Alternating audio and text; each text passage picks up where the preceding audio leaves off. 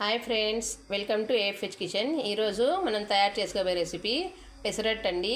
దీనికి కావాల్సిన పదార్థాలు: 1 కప్పు పెసరబ్యాళ్ళు అండి, 1/2 కప్పు రేషన్ బియ్యం అండి, క్యారెట్ తురుము, కొత్తిమీర, పచ్చిమిర్చి, ఉల్లిపాయ ముక్కలు, కరివేపాకు సన్నగా కట్ చేసుకున్నానండి, సాంబార్ పౌడరు, ఉప్పు అండి. నేను వీటిని రాత్రి నానబెట్టేసుకొని దీన్ని బాగా రాత్రి కడిగి నానబెట్టేశానండి. రాత్రి నానబెట్టేసిన తర్వాత మార్నింగ్ వచ్చేసి దీనికి మిక్సీ పట్టుకున్నానండి. చూడండి, ఇలా మిక్సీ పట్టేశాను. ఇప్పుడు వీటిని పక్కన పెడదాం. ఒక పాత్ర తీసుకున్నానండి. ఇందులోకి ముందుగా పచ్చిమిర్చి, ఉల్లిపాయ ముక్కలు, కరివేపాకు, కొత్తిమీర, క్యారెట్ తురుము, తగినంత ఉప్పు, సాంబార్ మసాలా వేసి దీన్ని బాగా మిక్స్ చేసుకుంటున్నానండి.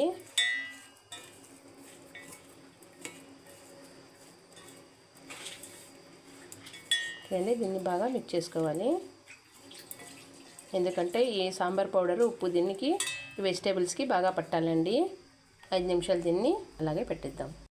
స్టవ్ వెలిగించుకొని నాన్ స్టిక్ పెనం పెట్టుకున్నానండి. ఇప్పుడు దీని మీదకి మనం ముందుగా తయారు చేసి పెట్టుకున్న పెసరబ్యాళ్ళు, బియ్యం పిండి యొక్క దీన్ని కలిపి దీన్ని మిశ్రమాన్ని దోశ వేసుకుందామండి.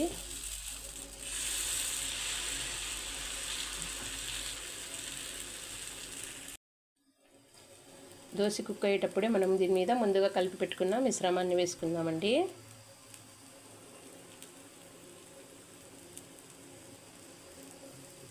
ఎక్కువ కావాలన్నా మనం వేసుకోవచ్చండి.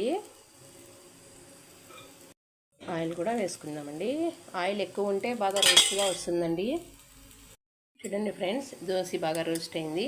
ఇప్పుడు వీటి మీదకి కొద్దిగా పప్పుల పొడి వేసుకుందామండి. పప్పుల పొడి అంటే నేను ఒకసారి చూపించాను కదండి, ఆ పప్పుల పొడి అండి. ఇప్పుడు దోశని తీసుకుందామండి పక్కన. చూడండి ఎంత క్రిస్పీగా, ఎంత రోస్ట్గా, ఎంత కలర్ఫుల్గా ఉందో.